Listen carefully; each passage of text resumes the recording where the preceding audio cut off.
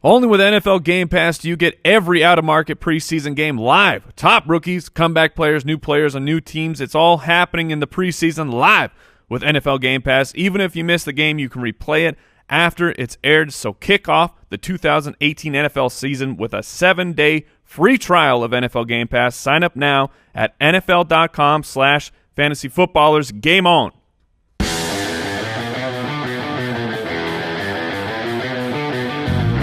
Welcome to the Fantasy Footballers Podcast, coming to you from Draft.com Studios with your hosts, Andy Holloway, Jason Moore, and Mike Wright.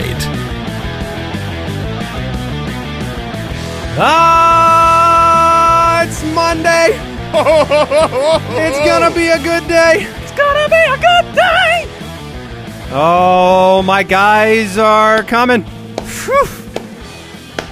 Welcome into the Fantasy Footballers Podcast, Monday, August 20th.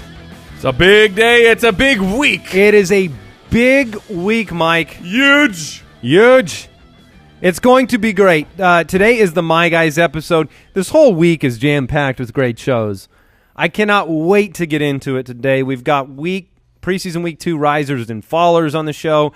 We've got the My Guys, the official My Guys. A bit of a reward for those of you that have been able to finagle your draft into the appropriate time, somewhere between August 20th and September 6th. Well, yes, I completely. Not that everybody can. I completely agree with that. But maybe you got some of our guys already. Yeah, but if you have been listening to the show, if you appropriately stayed with the Fantasy Footballers all year long, because we never, ever go away, we've already been talking these guys up. And like a bad rash. And maybe... What? Wait. Oh, we never go away. We never go away like a bad rash. I gotcha. You may have grabbed these guys when their ADP was a bit lower. Yeah. Just wait. After today? You're not getting any of them. This will be the top 9 picks of the draft. Come tomorrow. So let's get right into it. Big week 2 preseason games. We say stay water on this show, right? We come in here and we have opinions and we build them, and then we get to see with our eyes what happens on the field and the philosophies of these coaches and the way that the depth chart starts to break out and players separate themselves. A good example that I don't think any of us are bringing up in this first segment would be somebody like Courtland Sutton, who has flashed both in camp and in the preseason. I'm rising on Courtland Sutton, wide receiver for the Broncos. Today, I want to ask these guys in the quick question, who's going up and who's going down? What's a takeaway or two from preseason week 2? Yeah, look, the guy that has risen the most to me and kind of affirming what my early offseason beliefs were going to be in him was Christian McCaffrey. I mean, he has been on the field 100% of the time with the starters. When Cam's out there, he's out there. And it fits into 26 years of history with Norv Turner, how he utilizes his offense and his primary running back. When C.J. Anderson came, it was scary for those Christian McCaffrey truthers. And, you know, I realize his rookie season, he wasn't that great between the tackles, but this is a guy in college who was fantastic between the tackles. So he just showed me, here's what, the reason he's risen to me is because I am fully confident now that he is the primary guy on first down, on second down, on third down. He's not going to be a 350. Fourth down, fifth down. You're darn right. Sixth down. King of fifth down. Yeah, but he's not going to be a 350 touch guy, but he will be the primary running back in all situations. My big riser is Marquise Goodwin. It's Paul? Paul Reiser, yes. Good friend of the show. New show. You're mad about him? Mad about. Marquise Goodwin, wide receiver for the San Francisco 49ers, once again came out and backed up the hype in camp about being the go-to receiver for Jimmy Garoppolo. Garoppolo had a great week, 10 for 12. Goodwin looks like his primary target. We cannot live in the past. If we did that, we would still talk about Mike beating me in a championship game with Robert Griffin III, and we don't talk about that. We'd be talking about payphones. Yeah, we don't use payphones anymore. No, old busted. And maybe Pierre Garçon is the equivalent of a payphone in that offense. Marquise Goodwin looks the part. I like him because he could be the number one option for a pretty talented quarterback where the deep shot is in the cards for Marquise Goodwin. I love, just as a fan of football, I love the fact that he has gone from this Olympic athlete to a more refined wide receiver, made big plays. If you listen to Garoppolo talk about him, a lot of confidence. I think he's a wide receiver 2 this year, and I think you can get him in the 7th round. So, Mike, who's your big up? My big up, I've talked all about this guy all off season of just worrisome because I don't want to bet against him yet. I had been fading him in my projections, and that is wide receiver Tyreek Hill from the Kansas City Chiefs. I've been concerned about Sammy Watkins, the contract they gave him, what kind of presence will he have in the offense. But my big up, concerned about him in respect to Tyreek. Yeah, Sammy Watkins just eating away at Tyreek Hill. But I'm done. I'm done shorting the stock, so to speak, of Tyreek Hill, and I'm in. If you want to grab him, I love him. I love him as a wide receiver too, and thus forth, I've moved Sammy Watkins down in the rankings. I've seen the way that things have happened, and it is not just a 70-yard touchdown that's moving everything around for me. I'm not going to let the one play change everything. It's more about the reads. It's more about the targets. He looks to clearly be. We didn't know coming in who is Pat Mahomes going to look to. It looks like he's looking to Tyreek Hill first. And Watkins is the new face on the offense. But I can only say that so many times for a player to say, okay, he's not integrated yet. He's going to get integrated any second. He's going to pick it up.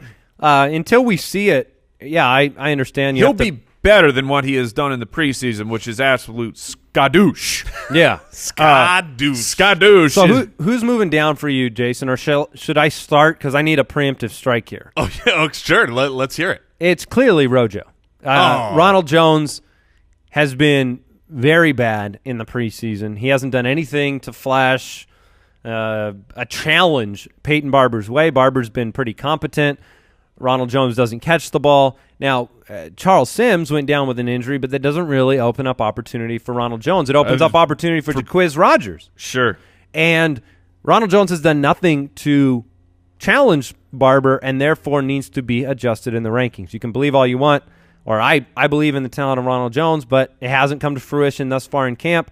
It's been slow going, and Peyton Barber's established himself. I still believe that this is not a very good team, and they're going to want to see more from the younger players as the year goes on, as they're out of contention. Therefore, I think Jones will get work then. But he's not looking good. Yeah, he's looking bad. A later season pickup for you can't Jones start makes him. sense. I would have, of course, because Ronald Jones has had as bad a preseason for anyone that you were looking forward to seeing. And Evan Silva had tweeted out, Bucks rookie Ronald Jones has more carries than yards this preseason, has been targeted twice in the passing game, dropping both. Yeah, it hasn't been good. They call that the Jonathan Stewart. And so he would have been the guy that moved down for me, except he was already there. Where he belonged. For me, the guy that I'll take another rookie running back. Nick Chubb has not looked very good to me. Really? Well, here's what the thing. Nick Chubb are you watching? Here's why. There's two reasons. Okay, two preseason games. First game, Nick Chubb looks terrible. Whatever. That's one game. Second game, it's not about Nick Chubb. It's about Carlos Hyde. Carlos Hyde looked great. He looked great with the starters. He was, I think what has happened so far is him kind of planting his role as the he's going to get the first crack at everything. I completely agree with that, but I disagree that Nick Chubb has looked he looked bad. good this week. Yeah, this week, yeah. He had his touchdown run was beastly. I also want to mention the Bengals offense and Joe Mixon. Yeah. Just an observation that now this is not an overreaction to 1 week, right? They were better in week 1 than they were in week 2. My concern is that if they don't have an improved offensive line, I don't think they have a lot outside of A.J. Green. And I watched Joe Mixon run this weekend, and I felt like he tried to do too much behind an offensive line that was porous. And sometimes you have running backs that have the ability to say, I'm going to take the yard or two instead of lose yardage. Mixon seems like the guy who wants to try to bounce it around and make a big play because some things aren't coming his way. I was concerned about the Bengals offense. I think that they're going to potentially be the bottom of that division behind the Browns, Ravens, and Steelers. So that would be the other down for me. Yeah, I I don't want to. And Mike, you already mentioned Sammy Watkins, right? Yes. I don't want to believe it, but I do. I mean, I was really high on Mixon, super close to having him be one of my guys because I believe in the talent. But there are issues that you saw last year that you're still seeing that. Well, John Ross hasn't done anything in preseason. No.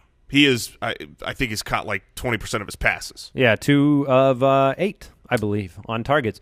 And you kind of got to say, okay, if they're going to improve, you got to have a better O-line. You got to have Tyler Eifert contribute. You got to have John Ross emerge. You got to have. I mean, there's just too many what ifs right now. Too many gotta haves. Too many gotta have.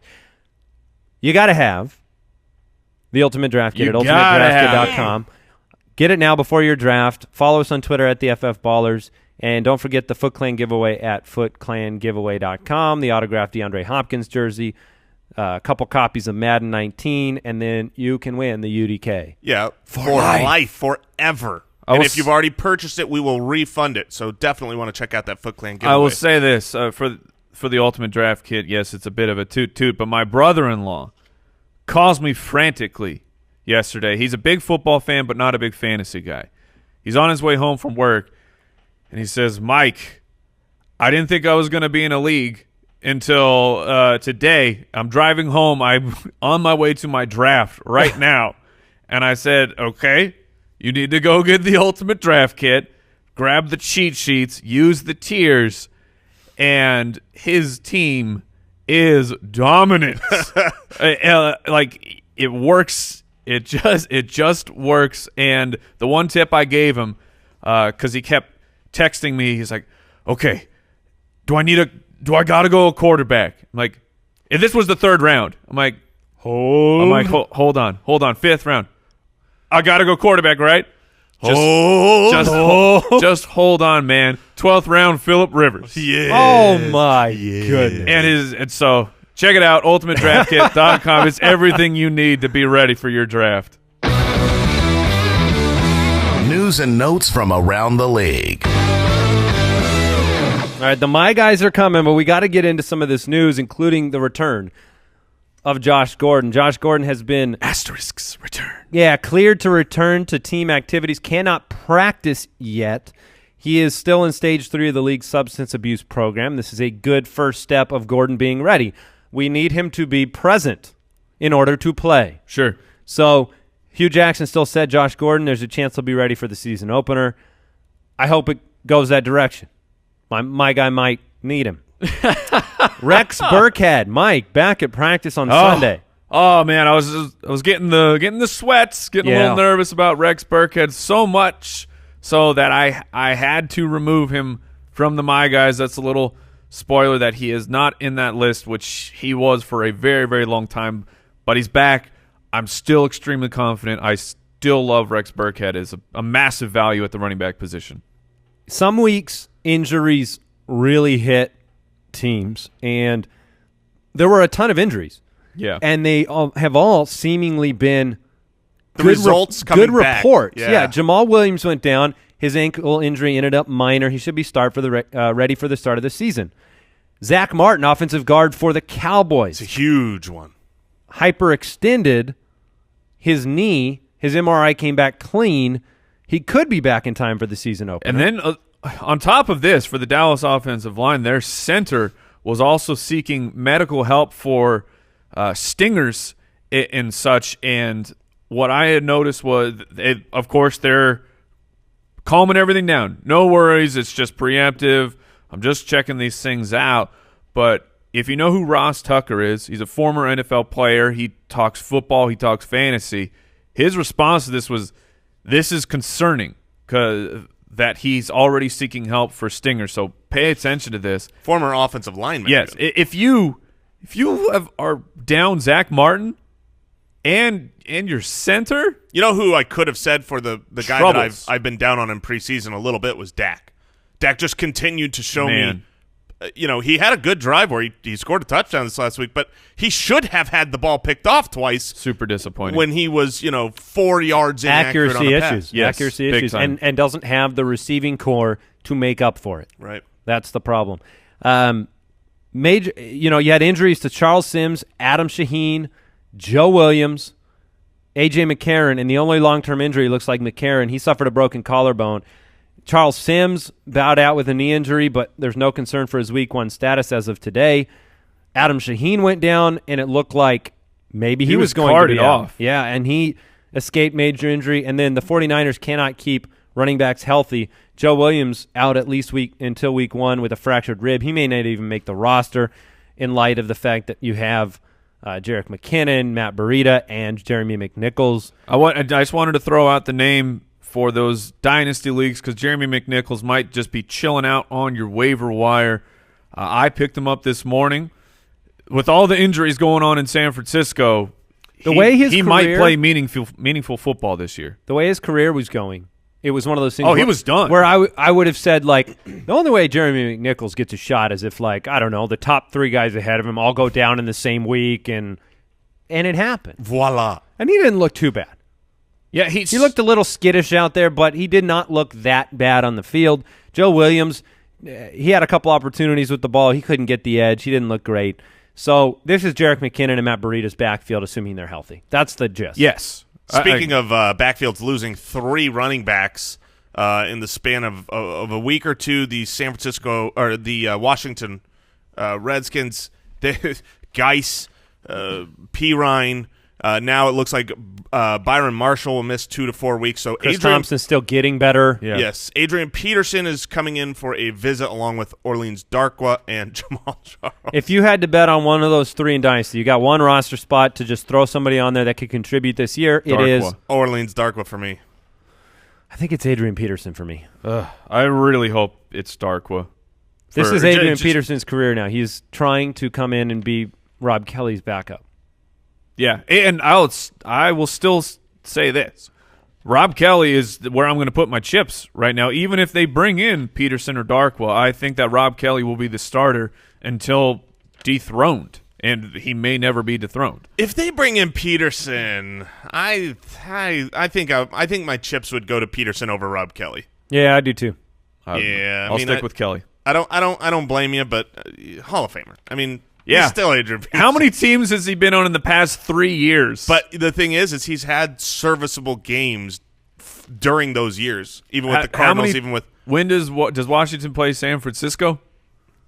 Because I don't know. That's when Peterson will play. Yeah, no, I get it. He might need the matchup. Hey, before we get into the My Guys segment. Oh, it's almost here. Want to thank Pristine Auction. If you're new to the show, if you don't know what Pristine Auction is, they are a phenomenal website to find signed, authentic signatures on sports memorabilia and really all memorabilia. You got you're into the movies. Yeah. You got a family member who wants a signed movie poster. Really cool stuff. And because it's an auction, you can bid for free on everything. You only pay if you win. So the prices, you can steal things here.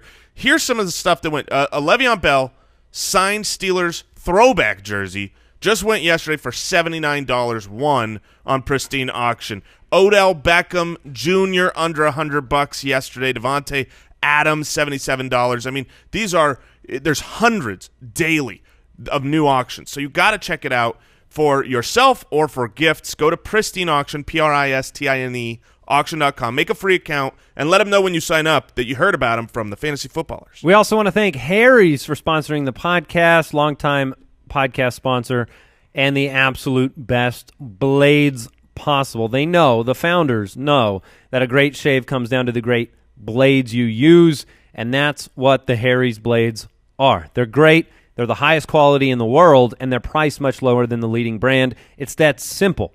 They even give you a full refund if you don't love the shave, as long as you let them know within 30 days. So it's a no-risk situation. They stand behind the quality of their blades, and that's why we love Harry's. So they've created a $13 value trial set that comes with everything you need for a close, comfortable shave, including a weighted ergonomic handle, 5-blade razor with a lubricating strip and trimmer blade, rich lathering shave gel, and you can claim yours by going to harrys.com/footballers. I love my Harry's. I've been using them for years. Close shave. And now our listeners can redeem their trial set at harrys.com/footballers. Make sure you go to harrys.com/footballers to redeem your offer and let them know that we sent you to help support the show.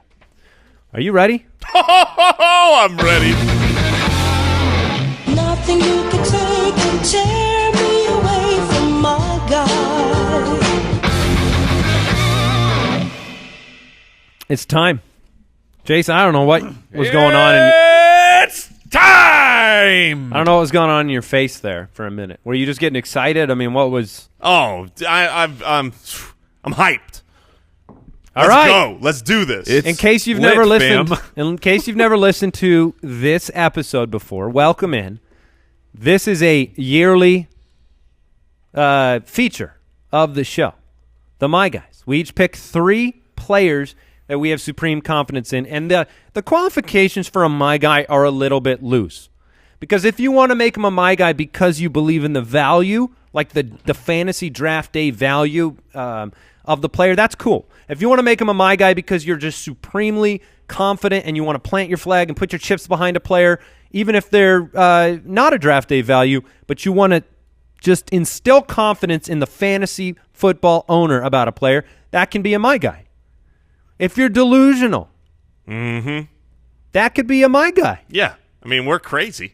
All right, so I'm going to start. Is that all right? I'll allow it.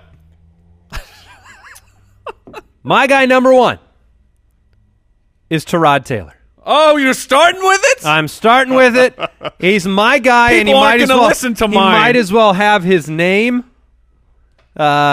secure Oh, it's secure. and well pronounced. Tyrod the Tool Man Taylor. Tyrod Taylor himself, the currently being drafted as the QB 22. In my case for Tyrod Taylor, I've made it repeatedly, but he's actually good, guys. He doesn't turn the ball over.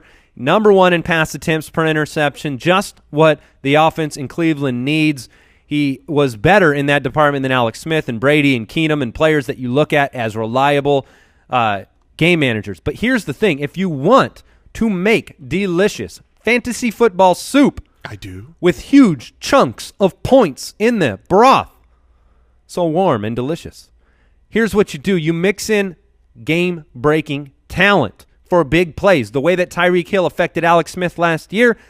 Here, Tyrod, have some Landry, have some Gordon, have some Njoku. These are all players that when the play breaks down and Tyrod Taylor escapes the pocket, as Russell Wilson is prone to do, all of these guys can get incredible separation. And I think Antonio Callaway is a game-breaking talent as well. You get the ball in his hands, and he could make Tyrod Taylor look great. Sprinkle in that red zone weapon, David Njoku, like I mentioned. Give me a dash of yardage from the backfield, the way Duke Johnson gives it. The way CMC helped Cam last year, Duke Johnson helps Tyrod Taylor. Someone who can, he's been near the top of the league, Duke Johnson, in running back receptions.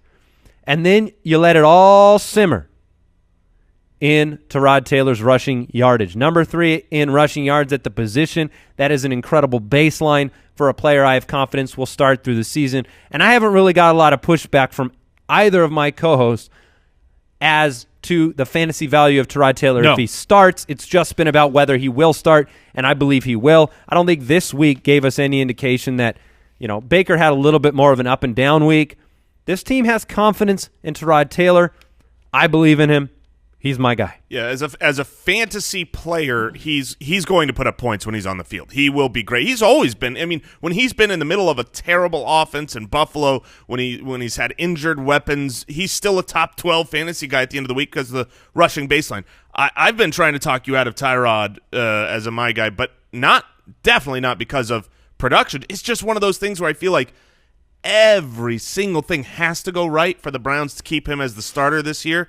And that's the worry is when is it going to be? Is it going to be week 8, week 9, week 5? When is Baker Mayfield going to take over? But while you have Tyrod. Cleveland Browns are finishing second in that division this year. Spicy. Second place. Hold it for the Phoenix show, my man. Second place. All right. Well, now that we have 5 listeners left, I'm going to jump in with my guy. My first my guy. He was the running back I fell in love with immediately over this offseason. So I was incredibly happy to see not only him test well at the combine, but then land in a great spot. Rookie running back Royce Freeman for the Denver Broncos. His draft price is starting to get up there, but that's because people believe he is going to be a starting running back, and I believe he will be a starting running back. Coming from college, is the 7th most yards from scrimmage in in college football history. He had double-digit receptions every year, including 26 receptions as a sophomore and 23 his junior year. He can be a three-down guy. He's 230 pounds, yet he can run a 4.54.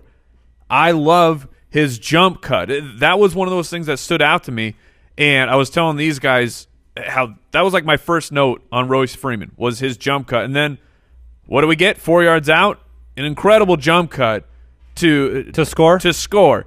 And yes, the running back usage in Denver was a little frantic last year, but C.J. Anderson was still a 1,000-yard rusher. There was only 9 guys in the league that did it last year. His first 4 games for the Broncos, C.J. Anderson had 20-plus touches. His final 5 games, 22-plus touches. If they find their guy, they commit to him. The Broncos' offensive line, right tackle, has always been the problem, but they went out, they added Jared Valdir, who, according to Pro Football Focus, he only allowed 20 pressures in his final 10 games last year. He improved over the season. I think Royce Freeman beats out Devontae Booker for not only the starting job, but towards the end of the season, you could be talking about a full-on 3-down running back for the Denver Broncos. That was going to be my question to you, is that I believe wholeheartedly in Royce Freeman. I love him. I think he's a great pick as a my guy. I don't have confidence that he will be as valuable in full PPR leagues because of what I see as more of a 2-down skill set and because they have flexibility with other players. You believe that by the end of the season, he'll be more utilized in the pass-catching, pass-protection role than we've seen so far in preseason? He can do it. And I'm saying even if he doesn't get into that role, I still love him in the 4th round. I'm saying he has that potential where not a lot of running backs do. You take him, you know what they are, but Royce Freeman can evolve into that 3-down guy. All right. I'll bet he starts not being a full 3-down, but he's going to be involved in the passing game because he's skilled there. I like Royce Freeman a lot. I would draft him in a draft ahead of this next my guy, and it should be no surprise, right? I mean, if you've been listening, just get it out of the way. Oh, hit that drop. Oh, Kerryon Johnson. You're my guy this year. I've been on you since before the draft. I loved you when he'd like you to get off. Ain't happening, Kerryon. Look, I loved you pre-draft. Then when you got traded up into the 2nd round by the Lions, who also spent their 1st-round pick and free agent capital shoring up the offensive line. I believe this is the best offensive line that the Detroit Lions have had in several years, and I think genuinely that this is the best running back that the Detroit Lions have had since Barry Sanders. I'm not putting him on don't hear what I'm not saying. I'm not putting him on that level. I'm saying there's been a long gap. You talk about, okay, Detroit has not been able to run the ball for a while, and I counter with, who have they had to run the ball? They've got Amir Abdullah, who hasn't been able to get it done in regular season because he's undersized. The starter? Sure.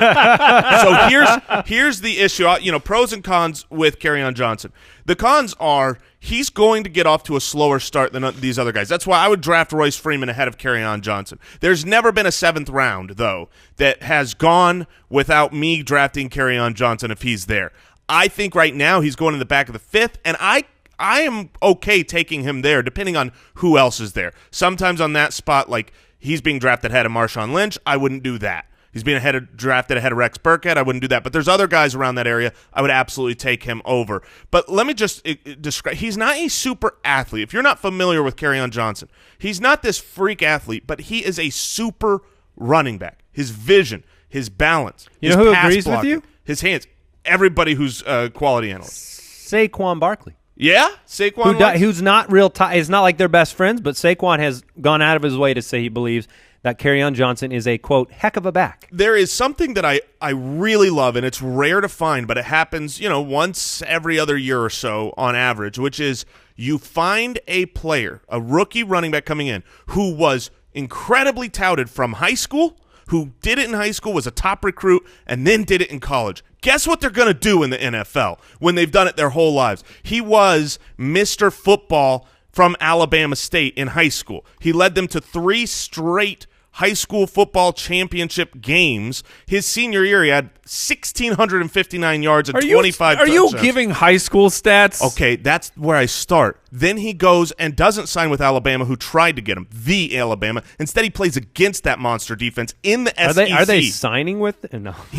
Well, basically, yeah. I mean, are they? That's a whole other conversation. Whoa. No, but he goes and he signs with Auburn yeah, I mean, right? Sure, You do. Sure, You signing do. day. You declare. You declare. I do declare.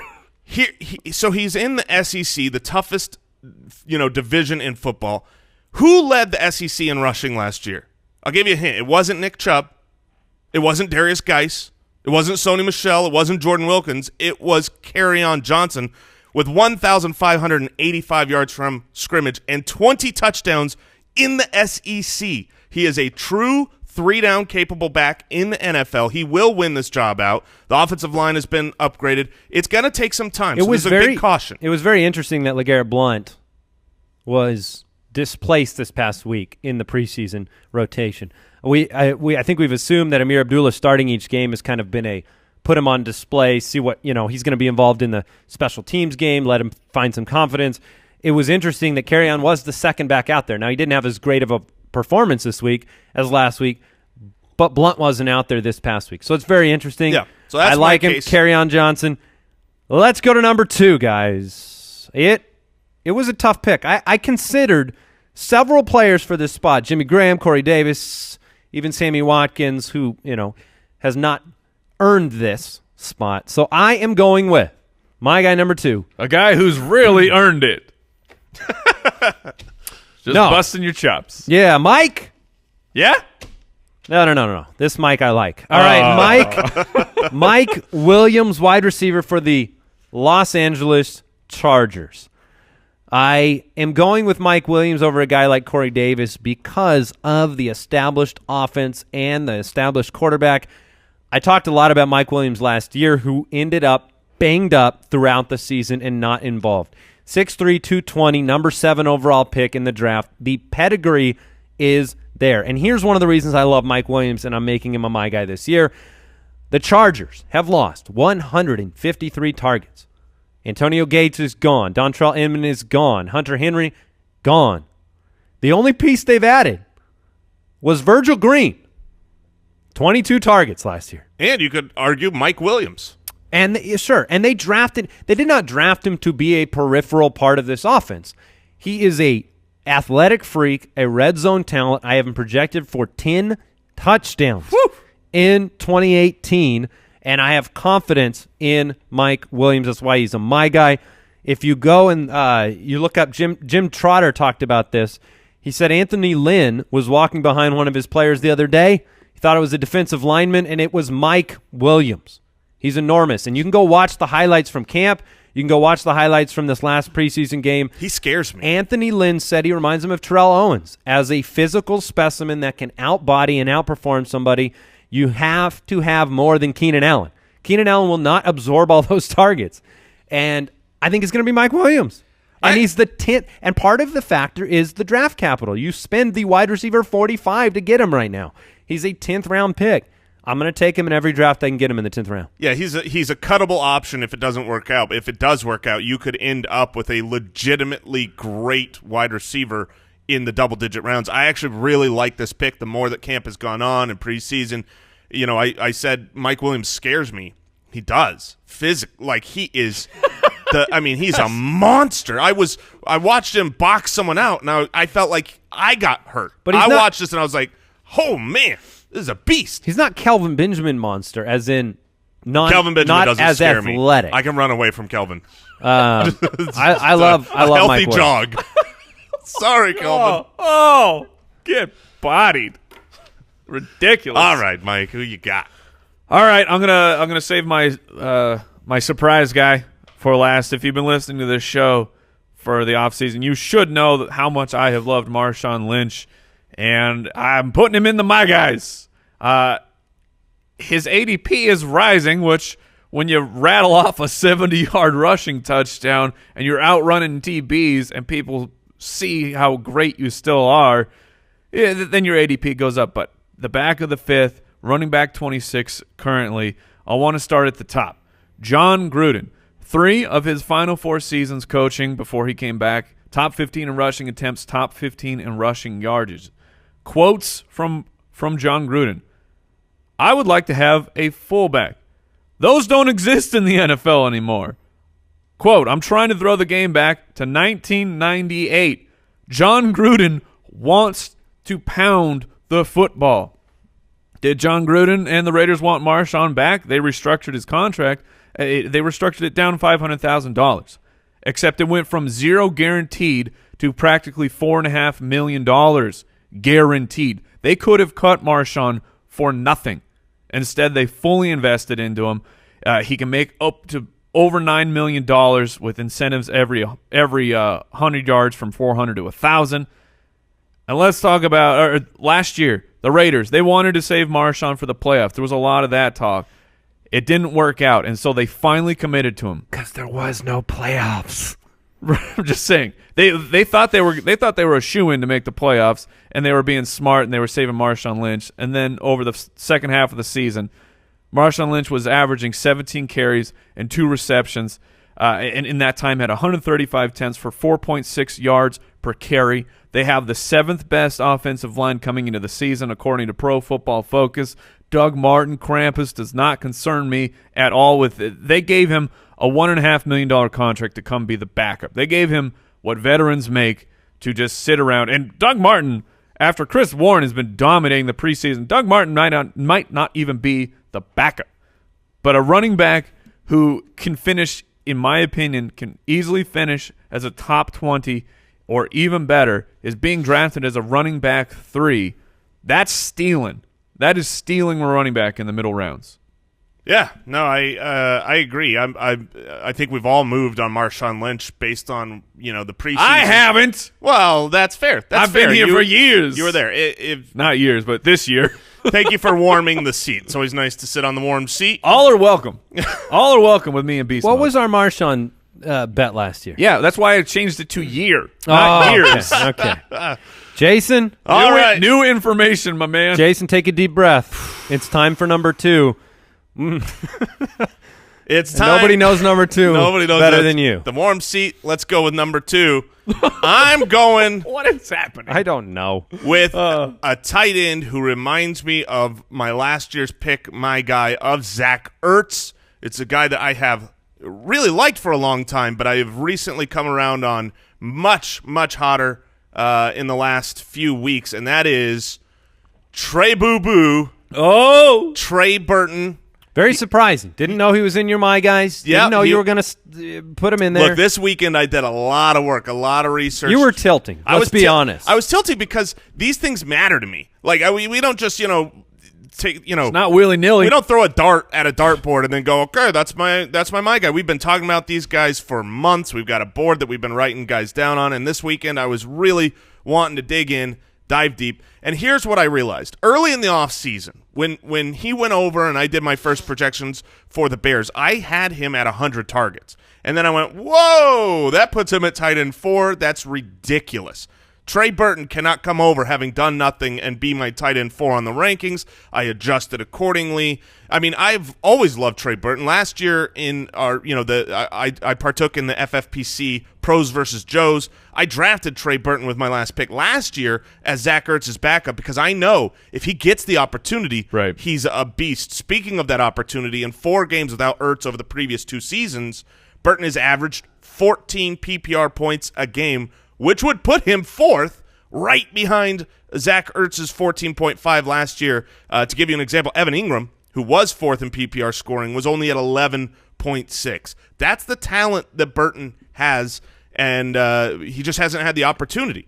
Now, that's too small of a sample. I'm not sitting here going off of a 4-game as a starter sample and projecting stats forward, but it's about the film. You watch him play, and you go, this dude runs good routes. This guy's built more like a wide receiver. He's got incredible hands. He knows how to find the hole in the zone. He's svelte. Yeah. He's svelte. He's slippery. Look, there's very little I don't like about him. Then we always say follow the money, right? What are the teams showing us with their most valuable commodity?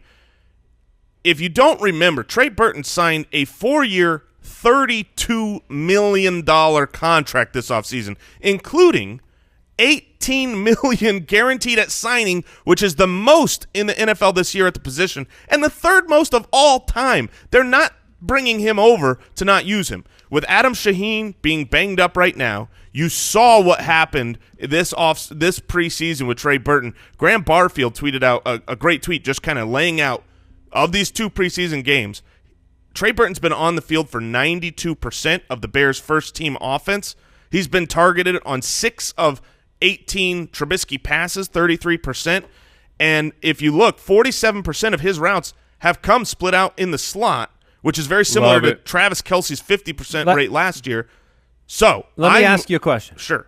Let me see if you're my guy, how far this goes.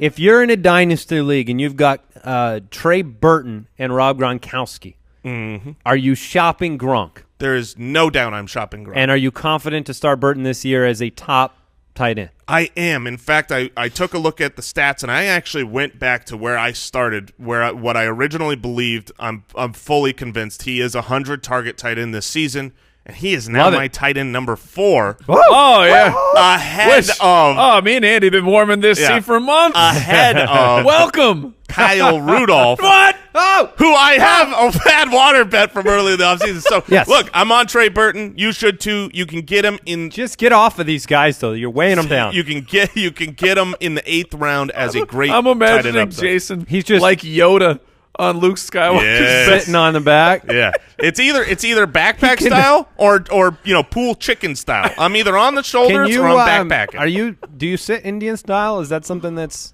in the realm of possibility? I don't know if I can do that. All right, number 3. Now look, there ain't no rules about these my guys. You can go back to back. Sure. And that's what I'm going to do because I say accuracy, schmaccuracy. I'm going to be Mr. Redundant this year. That's what this quarterback says that too. That's what he's saying. We're going. My guy number 3. It's Josh Allen. It's booty scooting Cam Newton. Woo! Hold on. How long have you been sitting on booty scooting Cam Newton over there? On the drive-in today, Mike. Mike, what? Booty scoot? Booty scooting Cam Newton. I'm all over him this year. This is the best thing I've ever was heard. my guy last year, and he came through. And you know what? He came up all 7s, baby. 777 rushing yards. Led the NFL at the position, but here's what I love. 651 of them came when he wasn't pressured. He runs because it's in his soul. That's what he does. That's why they call him Booty Scootin' Cam Newton. That's why they call him. JFK over there is getting very heated about Cam Newton. He's got the best weapons he's had in a while. He's got the best draft price of a quarterback with number 1 upside going in the middle of the 7th round. He's got the best legs in football. He's got the best week winning upside. He can win you a week by himself, and he's got the best buns. Highest opportunity to run in all circumstances. And, accuracy, schmaccuracy is what I say. You can throw it anywhere near DJ Moore or Devin Funchess, or as we saw this preseason, Torrey Smith making plays in the offense. Greg Olsen back. CMC out of the backfield. Draft Cam Newton. I'm ordering you to do it and let him run you to a title. It worked out last year. It's going to work out again. Mr. Redundant over here. Cam Newton for a 2nd year in a row. Now, Brooks, our producer, our fearless producer, he's always in our show, Doc, making sure we're getting maybe there's a hot stat that he just came across. Yeah. And we got to make sure that the people know. And Brooks put in a good note here for he added to my Cam Newton argument. Maybe Miss- he didn't feel the booty scooting part was compelling enough statistically. Oh, I did. No, just a little bonus. But he threw in a little bonus. Here's Brooks' bonus note. He's a lot of fun to use in Madden. Thank you, Brooks. You bet. That's what I'm here for. Fair point. Always watching out for the people. All right. I was much more impassioned in that argument than I thought I was going to be. Because you dropped a booty scooting reference. You can't calmly drop a booty scooting Cam Newton.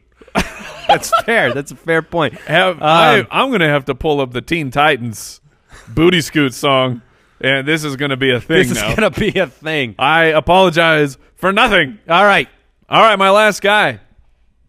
Rex Burkhead. Sexy Rexy was flexing in this position for a very, very long time, but then apparently he tore his knee, whatever that means. He's got a slight tear in his knee. So you're saying it's not Rex Burkhead. So it is not Rex Burkhead. It's not Rex Burkhead. Yeah, that's right. He's been sitting in here, but then the tear in the knee got me a little spooked that I had to remove him from the mind. Official statement, Yes. by the way, for Burkhead was sprained knee. That's what they said. Still love him.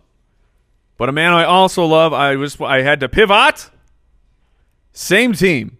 The wide receiver 1 for the New England Patriots, Chris Hogan. His ADP is also rising for a good reason. He's going in the back of the 4th round as the wide receiver 21 last year from weeks 1 through 8. He was the wide receiver 7. He saw more targets than the high-priced Brandon Cooks. He was averaging over 7 targets a game, over 50 yards a game, and 5 touchdowns in that time. Last season on a whole, Chris Hogan was responsible for 20% of New England's red zone targets. Last year, Rob Gronkowski, who's a monster, he was tied for the 10th most 10-zone targets in the league. Gronk, 10th most. Chris Hogan had 1 fewer, and Chris Hogan played 9 games last year. He is a go-to target in the end zone. He's also bigger than you realize. Chris Hogan is 6'1", 210, and he can run a 4.5. He's an absolute athletic monster, and he can be the big play guy if that's what they need from him. In 2016, he was almost 18 yards of reception. He led the league. Can I ask you a question? Yes, sir. I don't know how to think about Chris Hogan, so I'm so glad that I have this podcast to tune into. Sure. So I can listen to you talk about him. The thing that scares me about him, and maybe you can assuage this, or maybe you're scared too, but the thing that scares me is I feel like he is going to be a downward it's going to be a downward trend over the season because as time progresses, Brady will have Edelman back. Brady will have Sony Michel back. Brady will have other weapons back. So Hogan may be the product of opportunity through the first 4, 5, 6 weeks. I'm afraid about the end of the season. Is there anything you can do to give me comfort, Mike? Are you talking about Julian Edelman, the guy who was playing with Chris Hogan when he was dominating target share and everything in that preseason game? Yes. Edelman. That's who I'm talking about. Edelman is great. He's going to command targets when he comes back, but Chris Hogan can settle the score. He can make things even with touchdowns. Chris Hogan has 10 touchdown upside. They need a guy. Brandon Cooks is gone. They do. They need a guy. Right now, it's Chris Hogan and Philip Dorsett. And Dorsett from games last year when Dorsett actually got to play, games 9 through 16, he was averaging over 50% of the snaps. He was getting 1.5 targets per game. Brady just was not going to Dorsett. He will go to Hogan. If it's not Gronk in the end zone, it's going to be Chris Hogan. I think he is going to be an absolute beast this year. I love the Chris Hogan play. I think that what you outlined, we forget because of the games played last year, how good he was when he was playing.